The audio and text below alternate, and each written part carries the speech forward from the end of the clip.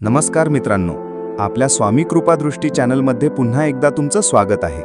मित्रांनो, आयुष्यात आपण सगळेच कोणत्या ना कोणत्या समस्येने त्रस्त असतो. कधी पैशांची चिंता, कधी नात्यांमधील दुरावा, कधी कामाचा ताण, तर कधी मनाला शांतताच मिळत नाही. आपल्याला वाटतं की या सगळ्यावर काहीतरी रामबाण उपाय असावा, ज्यामुळे सर्व दुःख दूर होतील. आपल्याला वाटते की आपली सर्व दुःख, त्रास आणि चिंता एका क्षणात नाहीशा होतील. होय मित्रांनो, तो उपाय आहे.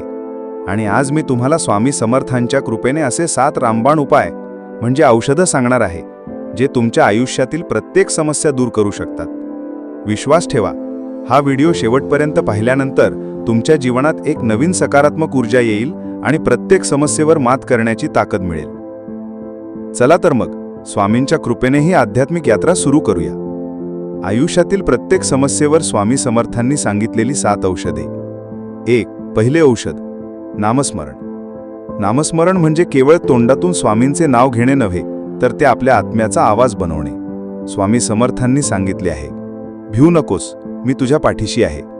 हे फक्त एक वाक्य नाही, तर ते एक वचन आहे. जेव्हा तुम्ही श्री स्वामी समर्थ या मंत्राचा जप करता, तेव्हा तुम्ही एक सकारात्मक ऊर्जेचे कवच स्वतःभोवती तयार करता. कसे करायचे? सकाळी उठल्यावर, रात्री झोपताना, कामावर जाताना किंवा कोणत्याही वेळी मनातल्या मनात स्वामींचे नाव घ्या. सुरुवातीला एकाग्रता साधणे थोडे कठीण वाटू शकते, पण सराव केल्याने मन शांत होते. फायदा: नामस्मरणाने तुमच्या मनातील नकारात्मक विचार दूर होतात, भीक आणि चिंता कमी होते. तुमचं मन शांत होतं आणि तुम्हाला योग्य निर्णय घेण्याची ताकद मिळते. ज्यांना रात्री झोप लागत नाही, त्यांनी झोपण्यापूर्वी 5 मिनिटे नामस्मरण केल्यास मन शांत होऊन गाढ झोप लागते. 2. दुसरे औषध, सेवा.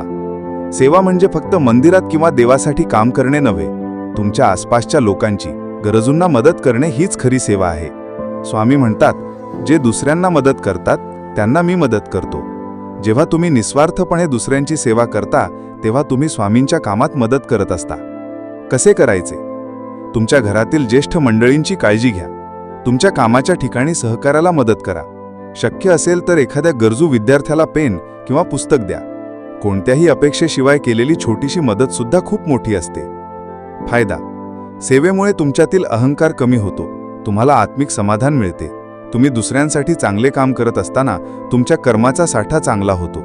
यामुळे तुमच्या आयुष्यात आपोआप चांगल्या गोष्टी घडायला लागतात. 3. तिसरे औषध, ध्यान म्हणजे मनाचे एकाग्रता करणे.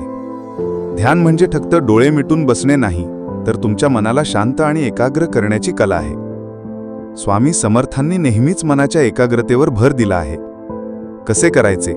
दिवसातून फक्त 10 ते 15 मिनिटे शांत बसून आपल्या श्वासावर लक्ष केंद्रित करा.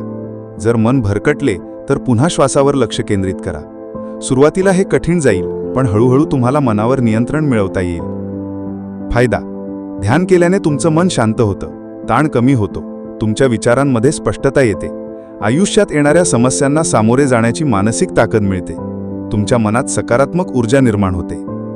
4. चौथे औषध, सत्कर्म म्हणजे चांगले काम. प्रत्येक व्यक्तीने आपल्या आयुष्यात चांगले काम करायला हवे. स्वामी सांगतात, कर्म चांगले करा, फळ आपोआप मिळेल.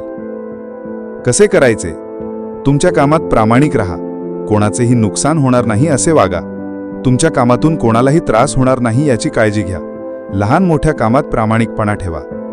फायदा: सत्कर्म केल्याने तुमच्या आयुष्यात सुख, समृद्धी आणि शांती येते. जेव्हा तुम्ही चांगले काम करता, तेव्हा तुमच्यावर आपोआप स्वामींची कृपा होते. 5. पाचवे औषध, सत्विचार. आपले विचार हे आपल्या आयुष्याला आकार देतात. जर तुमच्या मनात नकारात्मक विचार असतील, तर तुमच्या आयुष्यात नकारात्मक गोष्टीच घडतील. स्वामी म्हणतात, जसा विचार तसे फळ. कसे करायचे? जेव्हा तुमच्या मनात नकारात्मक विचार येतात, तेव्हा लगेच थांबून श्री स्वामी समर्थ म्हणा. दिवसाची सुरुवात सकारात्मक विचारांनी करा. माझ्याकडून हे होणार नाही असे म्हणण्याऐवजी मी हे नक्की करू शकेन असे म्हणा. फायदा: सकारात्मक विचारांनी तुमचे मन शांत होते. तुम्हाला प्रत्येक समस्येमध्ये उपाय दिसू लागतो, समस्या नाही. सत्विचार तुम्हाला यश आणि आनंदाच्या दिशेने घेऊन जातात. आयुष्यात प्रत्येक गोष्टीचा समतोल राखणे खूप महत्त्वाचे आहे. स्वामींनी नेहमीच कर्म, भक्ती आणि ज्ञान यांच्यात समतोल साधायला सांगितले आहे. कसे करायचे? तुमच्या कामासोबतच कुटुंबाला वेळ द्या. आध्यात्मिक साधना करा, पण सामाजिक कर्तव्य विसरू नका. तुमच्या शरीराची काळजी घ्या आणि मनालाही शांत ठेवा. फायदा: जीवनात समतोल असेल तर ताण कमी होतो, नाती अधिक मजबूत होतात आणि तुम्हाला जीवनाचा खरा आनंद मिळतो. यामुळे तुम्हाला पैशांची चिंता, नात्यांमधील दुरावा यासारख्या समस्यांना सामोरे जावे लागत नाही. 7. औषध: प्रार्थना. प्रार्थना म्हणजे फक्त देवाकडे काहीतरी मागणे नाही, तर ती एक अशी शक्ती आहे जे तुम्हाला स्वामींशी थेट जोडते.